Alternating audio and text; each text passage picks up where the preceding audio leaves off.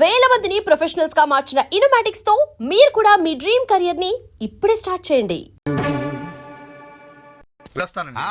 మంచిది మంచిది కానీ దయచేసి మళ్ళీ ఇలాంటి సంబంధాలు మాత్రం తీసుకురావద్దు. మీ అభిప్రాయం చెప్పారుగా బాబు, వెళ్ళొస్తాను. ఏదో సంబంధం అంటున్నారు, ఎవరికి అంకల్? ఇంకెవరికి? మా అంజలికేనయ్యా. మీ అమ్మాయికి ఓ మంచి సంబంధం ఉంది, చూస్తారా అని వచ్చాడు. మీరేం చెప్పారు? వద్దన్నానయ్యా. ఎందుకు వద్దన్నానో అడగరే. ఎందుకు? అబ్బాయి అందంగానే ఉంటాడు, తరతరాలకి సరిపడే ఆస్తి, పైగా ఒకడే కొడుకు. మరి పని పంగు ఏమీ లేదు, తినడం తిరగడం. అలాంటోడికి మా అమ్మాయిని ఎలాగయ్యా ఇవ్వడం? పైగా తనేమో ఉద్యోగం చేస్తూ నెలకు 10,000 సంపాదిస్తుంది. ఇప్పుడు మీరే చెప్పండి, రేపెవరైనా నీ భర్త ఏం చేస్తాడమ్మా అని అడిగితే ఏం చెప్పాలి? వీలున్నప్పుడు భోజనం చేస్తాడు, ఖాళీ దొరికినప్పుడు కడుపు చేస్తాడని చెప్పుకోలేదుగా. చెప్పుకోలేదుగా. ఉద్యోగం పురుష లక్షణం. పని చేసి పెళ్ళాన్ని పోషించలేని వాడు అసలు మగాడే కాదు.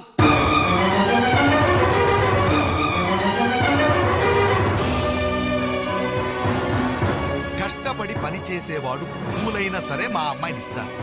అసలు నేనేంటి, పని లేనివాడు కోటీశ్వరుడైనా సరే మా అమ్మాయే చేసుకోదు.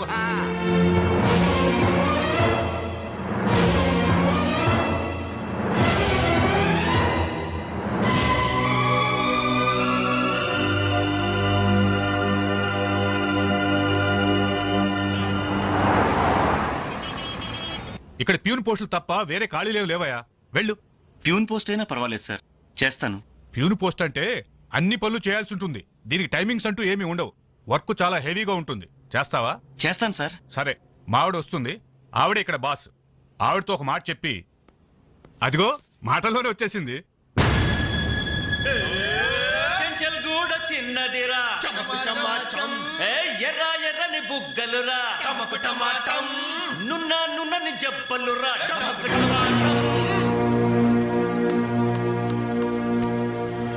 డిగ్రీ పూర్తి ఎన్నాళ్ళైంది? 5 years అయింది సార్. ఎక్స్పీరియన్స్ ఉందా? లేదు సార్. అంటే ఇంతకుముందు ఎక్కడా వర్క్ చేయలేదా? చేయలేదు సార్. సో ఈ 5 సంవత్సరాలు లైఫ్ బాగా ఎంజాయ్ చేసావన్నమాట. Exactly sir. మిస్టర్ వాసు, ఓసారి ఇలా రామ్మా. సార్, గోడౌన్స్ లో స్టాక్ అంతా చెక్ చేసావా? చెక్ చేశాను సార్. స్టాక్ అకౌంట్స్ మొత్తం క్లియర్ గా ఉన్నాయి. ఒక కన్సైన్మెంట్ ఇప్పుడే క్లియర్ అయింది. Very good. అన్నట్టు మొన్న నువ్వు రాసింది 5th సెమిస్టర్ కదూ? Final semester sir. పాస్ అవుతావా? డిస్టింక్షన్ ఎక్స్పెక్ట్ చేస్తున్నాను sir. Wish you all the best. Thank you sir. వెళ్ళి పని చూసుకో. Mister Ravi sir. అతను ఎవరో తెలుసా?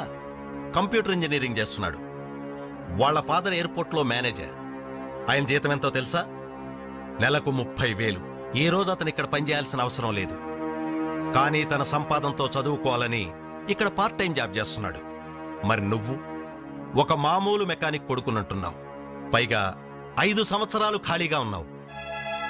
5 రోజులు పాలు పిండకపోతే పాడి గీత కూడా పాలివ్వదు. నాకు కావలసింది వట్టిపోయిన గేదెలు కాదు, నడుం వంచి పనిచేసే మనిషి. You can go.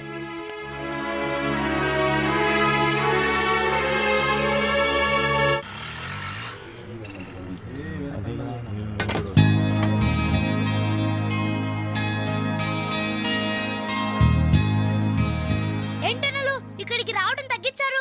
మీరు కూర్చోకపోతే ఈ గోడ రాలేన సమాధి లాగా కలలేకుండా పోయిందన్నలు. సరే సరే సరే, ఏం తింటారో చెప్పండి. ఇడ్లీ, వడ, దోశ, పూరి, చపాతి, మిరపకాయ బజ్జీ, అరటికాయ బజ్జీ, ఉల్లిపాయ బజ్జీ. ఏంటనలు అలా కోపడతారు? కనీసం ఒక టీ అయినా తాగనన్నలు. Last tea. లాస్ట్ ఇయర్ ఎవరుకురా? నీకా మాకా? చంపేస్తా. కాదన్నా, ఈ హోటల్ కి మన నాయర్ ఈ హోటల్ అమ్మేసి వాళ్ళు ఊరెళ్ళిపోతారంట. అయినా హోటల్ అమ్ముకునే కష్టం వాడికి వచ్చిందిరా. కష్టం వచ్చిందని కాదన్నా, ఈ హోటల్ మీద వచ్చిన డబ్బుతో కేరళలో ఇప్పటికే 4 ఎకరాలు కొబ్బరి తోట కొన్నా అంట. అక్కడ ఇల్లు కట్టుకుని సెటిల్ అయిపోతా అంట. అన్న ఈ సర్వర్ ఉద్యోగం చేసిన బోర్ కుట్టిపోయిందన్నా. ఈ హోటల్ కొనేసుకుని వాటర్ గా ప్రమోట్ అయిపోతాను. ఓ 25,000 ఇవ్వన్నా. బ్లోఅవుట్ లాంటి ఐడియా వచ్చిందిరా. ఏంట్రా అది? ఈ హోటల్ మనమే కొంటే ఐడియా బాగుందిరా. కుకింగ్ సెక్షన్ అంతా రాది, సర్వీసింగ్ అంతా నేను చూసుకుంటాను. క్యాష్ కౌంటర్ నాకు వదిలేయండి. అన్నలు, ప్రమోషన్ సంగతి తర్వాత. మీ వాళ్ళకం చూస్తుంటే నాకున్న సర్వర్ ఉద్యోగం కూడా ఉండనిచ్చేటట్లేరా. రాయ్ 4 టీ. రే ఎలా ఉంది ఐడియా? ఐడియా బానే ఉంది కానీ పైసా కాసాయగా. యహాసే అవును, మీరు సిన్సియర్ గా కష్టపడతామంటే నేను ఎంకరేజ్ చేయలేనా ఏంటి? పైగా మీరు హోటల్ పెడితే మా ఇంట్లో గ్యాస్ ఖర్చు కూడా తగ్గినట్టే. ఆహాహాహా. మనకెందుకు ఈ చింత? ఆంధ్ర బ్యాంక్ ఉంది మన చింత. రే నోర్మ ఏంట్రా, మన కోసం తనకి ఎందులో ట్రబుల్? ఇందులో ట్రబుల్ ఏముంది? నేనేం ఫ్రీగా ఇస్తానలేదే, ఫైనాన్స్ చేస్తా. నెలకి 100కి 3 రూపాయలు వడ్డీ. అయితే ఇంకెందుకు లేటు? అర్జెంట్ గా పాతికలు ఇచ్చేయండి. రేపే మొదటి దోశతో హోటల్ ప్రారంభం. ఒక దోశ.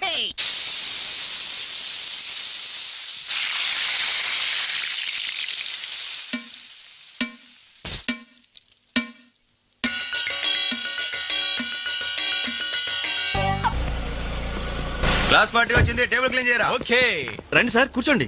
ఏం తింటారు సార్? కాజాలు బజ్జీ, బోనికపూర్ బోండా, ఉషా ఉత్తప్పం, ఉదితనారాయణ ఉప్మా. ఏం కావాలి సార్ మీకు?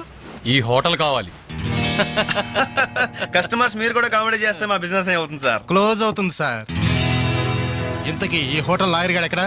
ఆయన మాకు ఈ హోటల్ అమ్మేసి ఎప్పుడో కేరళకి వెళ్ళిపోయాడు సార్. అమ్మడానికి వాడేవాడు, కొనడానికి మీరెవరయ్యా? మర్యాదగా హోటల్ వదిలేసి బయటికి వెళ్ళండి. ఏంటండి, ఏం జరిగింది? ఈ హోటల్ పెట్టడానికి నాయర్ మా బ్యాంకులో అప్పు తీసుకున్నాడు. 6 నెలల నుంచి ఇన్స్టాల్మెంట్స్ కూడా కట్టలేదు. ఈ హోటల్ అమ్మేసి వెళ్ళిపోయాడని మాకు ఇన్ఫర్మేషన్ కూడా వచ్చింది. సార్ మీరు చెప్పేది నిజమా సార్? ఇంకా అనుమానం అయితే ఆ బోర్డు చూడండి, hypothecated to Andhra bank. Sir, ఆ నాయర్ గారు ప్లేట్లు, గ్లాసులు, స్పూన్లు, బకెట్లు, బిందులు, బెంచులు, కుర్చీలు, ఫెనాయిలు, ఆఖరికి కప్ మీద ఉన్న ఈగలతో సార్ రేటు కట్టి మాకు కట్టకట్టాడు సార్. పోతూ పోతూ ఆ బోర్డు ఫ్రీగా ఇచ్చాడు. గిఫ్ట్ ఏమో అనుకున్నాం.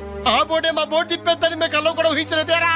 అయినా పూర్తిగా ఎంక్వైరీ చేయకుండా ఈ హోటల్ కొనమని ఎవడయ్యా మీకు సలహా ఇచ్చింది? అది అది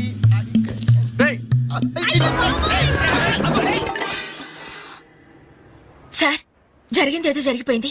ఆ లోన్ వీళ్ళ పేరు మీద ట్రాన్స్ఫర్ చేయించండి. ఆ ఇన్స్టాల్మెంట్స్ ఏవో వీళ్ళే కడతారు. వీళ్ళని నమ్మేదెవరు? రేపు వీళ్ళు ఈ హోటల్ ఇంకెవరికో అమ్మేసి వెళ్తే? చాచా, వీళ్ళు అలాంటి వాళ్ళు కాదు సార్. డిగ్రీ చదువుకున్నా డిగ్నిటీ చంపుకుని హోటల్ పెట్టారు. వీళ్ళని మీరే ఎంకరేజ్ చేయాలి. చాలేవమ్మా. వీళ్ళని ఎంకరేజ్ చేస్తే మా బ్యాంకునే కాదు ఈ దేశాన్నే దివాలా తీస్తారు. Constables, seize the hotel. Hello. ఇలాంటి వాళ్ళని ఎంకరేజ్ చేస్తే దేశాన్ని, మీ బ్యాంక్ ని దివాలా తీయిస్తారా? మరి మీరు ఎలాంటి వాళ్ళని ఎంకరేజ్ చేస్తారండి? యూరో లాటరీ తగిలిందని ఇంటర్వ్యూ ఇవ్వగానే మీ బ్యాంక్ వాళ్ళందరూ ఎగబడి కోట్లకు కోట్లు దొబ్బ పెట్టారుగా కోలా కృష్ణమోహన్ కి. అలాంటి వాళ్ళని ఎంకరేజ్ చేస్తారా? మీతో కోలాట ఆడుకుంటారు. స్టాక్ మార్కెట్ ని తలకిందు చేసిన హర్షద్ మేహతా లాంటి వాళ్ళని ఎంకరేజ్ చేస్తారా? వేల కుటుంబాల్ని రోడ్ల మీదకి తెస్తాడు. ఏ మ్యాచ్ ఫిక్సింగ్ లో కోట్ల రూపాయలు చేతులు మార్చేసి అవే చేతుల్ని క్రికెట్ అభిమానుల నెత్తిన పెట్టారే మనది గ్రేట్ క్రికెటర్స్ ఆఫ్ ఇండియా. వాళ్ళని ఎంకరేజ్ చేయండి. దొంగ నోట్ని ప్రింట్ చేసే వాళ్ళని ఎంకరేజ్ చేయండి. శ్మశానాన్ని కబ్జా చేసే వాళ్ళని ఎంకరేజ్ చేయండి. ఇంకా ఉన్నారుగా పొగ్గు స్కాములు, గడ్డి స్కాములు, యూరియా స్కాములు, టెలిఫోన్ స్కాములు, ఆ స్కామ్ ఈ స్కామ్ వాళ్ళందరినీ ఎంకరేజ్ చేసి దేశాన్ని మొత్తం నాశనం చేయండి. అయ్యా, వీళ్ళందరూ యూత్స్ అయ్యా, యంగ్స్టర్స్, ఏదో చెయ్యాలని ఆశతో ఉన్నవాళ్ళు. ఇలాంటి వాళ్ళని ఎంకరేజ్ చేయకపోతే ఏం చెయ్యాలో తెలియక రౌడీలు, గూండాలు, తీవ్రవాదులు, నక్సలైట్స్ గా మారిపోతారయ్యా. ఇప్పుడు అవసరం నక్సలైట్ని తెచ్చి జనజీవన స్రవంతిలో కలపడం కాదు, జనమే వెళ్ళి నక్సలైట్ స్రవంతిలో కలిసిపోకుండా చూసుకోవాలి. ప్లీజ్ యూత్స్ ని ఎంకరేజ్ చేయండి. ప్లీజ్ ఎంకరేజ్ చేయండి యూత్స్ ని. అది you should encourage the youth and the country. That is the way.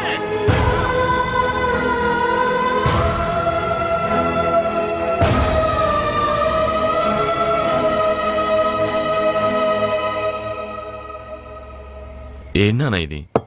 ఎన్నాళ్ళెల్లా కష్టపడుతూ నీ హెల్త్ పాటు చేసుకుంటావు? నేనేదో ఉద్యోగం చేస్తూ సంపాదిస్తున్నాను కదా. అమ్మా నువ్వు నా దగ్గరకు వచ్చి ఉండటానికి ఏంటి అభ్యంతరం?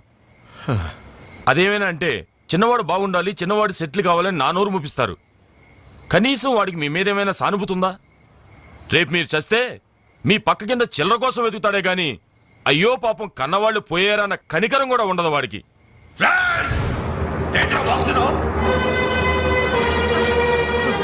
నీ పౌరుషం నా మీద కాదురా, నీ బ్రతుకు మీద చూపించు. అమ్మా బాబు రోజు 10 రూపాయలు జేబులో పెట్టి పంపితే గాని మనిషిలా బ్రతకలేవు. నువ్వు నా మీద తిరగబడతావా? వాళ్ళని నువ్వు పోషించక్కర్లేదురా, నిన్ను నువ్వు పోషించుకో చాలు. అప్పుడు నీ చేత్తో కాదు చెప్పుతో కొట్టు పడతాను.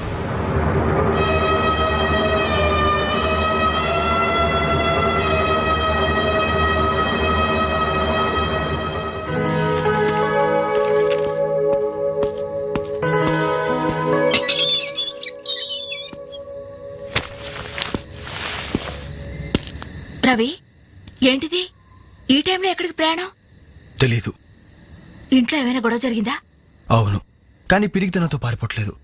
అమ్మా నాన్నమే భారం కెన్నాళ్ళు. అందుకే వెళ్తున్నాను. ఏదోటి సాధిస్తాను. సమర్థుని నేను నిరూపించుకున్నాకే తిరిగి వస్తాను. అప్పుడు మా వాళ్ళ ముందు గర్వంగా తలెత్తుకోవడం కాదు, మీ అమ్మా నాన్నలతో మన పెళ్లి గురించి ధైర్యంగా మాట్లాడతాను.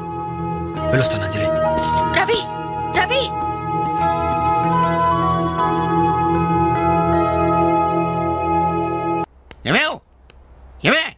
ఎక్కడున్నావు? ఏమే అబ్బాబా ఏంటండి కంగారు? కంగారు కాదే, ఆ నర్సింగాడు కొడుకు రవిలేడు ఇల్లు వదిలిపెట్టి పారిపోయాడంట. మన వాడి కోసం నేను సందులు గొంతులు అన్ని వెతికొచ్చాను, ఎక్కడా కనపడలేదు. కొంప తీసి వీడు కూడా. అంతే కదా, ఆ. నాతో రండి. ఎన్ని మిషన్లు వచ్చినా ఎన్ని గ్రైండర్లు వచ్చినా చేతితో కలిపితేనండి ఆవకే టేస్ట్. ఏమంటారు సెట్ గారు? అమ్మా అప్పడానికి ఆ మందం సరిపోదు, కొంచెం పిండేసుకో. ఏంటి వాసన లేదు? మిరియాల పొడి కొంచెం తగిలించమ్మా అంతే. అరే బాలు, ఏంట్రా ఇదంతా? ఈ రోజు నుంచి వంటల్లో ఆలు దిద్దుతున్నాను. ఆ అంటే అప్పడం, ఆ అంటే ఆవకాయ. చదువుకున్న వాడివి, ఈ వంట పనులన్నీ నీకెందుకురా? నాయుడు గారితో చెప్పి మంచి ఉద్యోగం ఇప్పిస్తాను, లేచి చేయి కడుక్కోరా. ఈ పని చేసే కదా నన్ను పెంచావు, ఈ పని చేసే కదా నన్ను చదివించావు. ఇక మీదట ఇదే నా వృత్తి. నువ్వు మినిస్టర్ పదం ఇప్పించా నాకు అవసరం లేదు. Don't disturb me, go. ఏమి నిజం చెప్పు, వీడు నా కొడుకేనా? అంటే నా మీదే అనుమానమా? చిచ్చి ఊరుక, నేను గజ్జికాయ అంటే నువ్వు కజ్జికాయ అంటావు.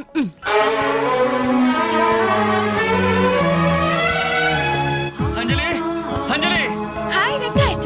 Thank you so much Anjali, thank you so much. ఏంటి ఏమైంది? నాకు తెలియకుండా నా కవితని వీక్లీకి పంపించావు. సంక్రాంతి కవితల పోటీల్లో నాకు ఫస్ట్ ప్రైజ్ వచ్చింది. ఫస్ట్ టైం నా పేరు ప్రింటింగ్ లో చూసుకుని నేనెంత థ్రిల్ ఫీల్ అయ్యాను తెలుసా? ఈ చెక్ చూసావా? 5,000 రూపాయలు. నా లైఫ్ లో మొదటి సంపాదన. Really surprising. Okay okay Venkat, నీకు ఇంతకంటే సర్ప్రైజ్.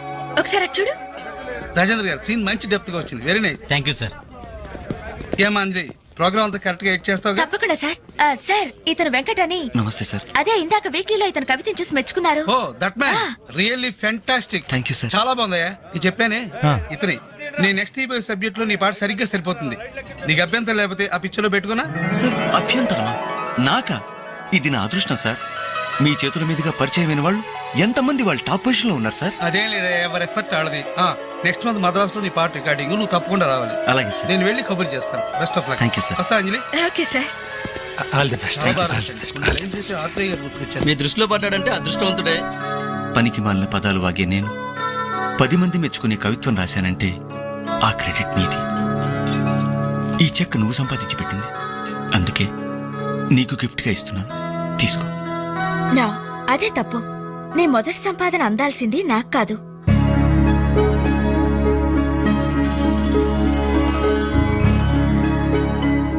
అన్నయ్య,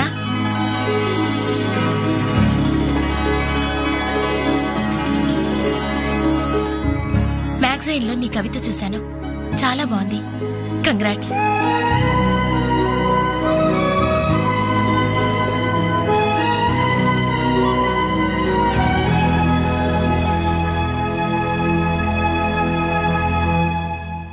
మా చెల్లెలు చాలా మంచిదండి. నా వల్లే తప్పు జరిగింది. చూస్తూ చూస్తూ నేనే దానికి అన్యాయం చేశాను.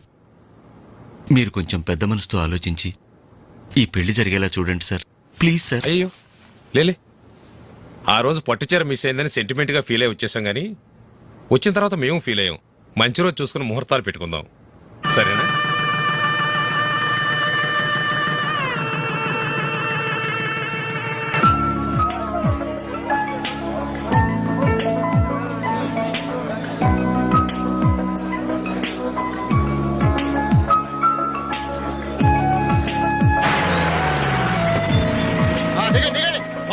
తొందరగా బండిలో ఉన్న మొత్తం తీసుకెళ్ళి లోపల జాగ్రత్త పెట్టండి.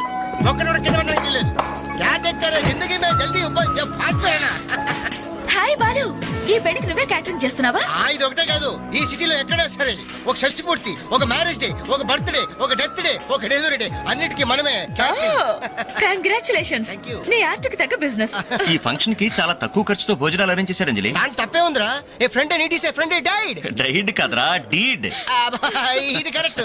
పదరా భోజనం ఏర్పాటు చేయాలి. ఓకే అంజలి. ఓకే. యాక్చువల్గా ఈ యూనిట్ కి నీ పేరే పెడదాం అనుకున్నాను. మా ఎవరికి డౌట్ వస్తుందేమోనని జస్ట్ మై ఫ్రెండ్ క్యాటరింగ్ అని ఇండైరెక్ట్ గా టచ్ ఇచ్చా. ఎలా ఉంది? చాలా బాగుంది. Thank you. మరి భోజనాలు ఎలా ఉన్నాయో? ఛా! ఇది భోజనం ఆ? అమృతం, అద్భుతం. ఈ వంటలు చేసిన వాడు ఎవడో గాని వాడిని ఘనంగా సన్మానించాలయ్యా. అయ్య బాబోయ్. ఈ వంటలు నేనే ఒంగోలు చెప్పండి అందరికి. All the best.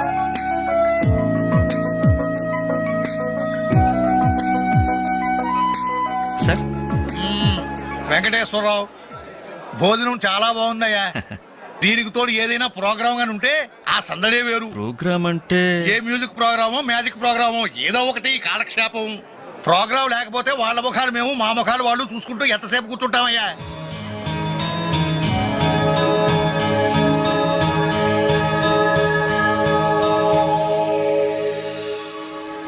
పెళ్లికొచ్చిన పెద్దలందరికీ నమస్కారం. అతిథుల సంతోషం కోసం ఇప్పుడు ఎంటర్టైన్మెంట్ ప్రోగ్రామ్ అరేంజ్ చేశాం.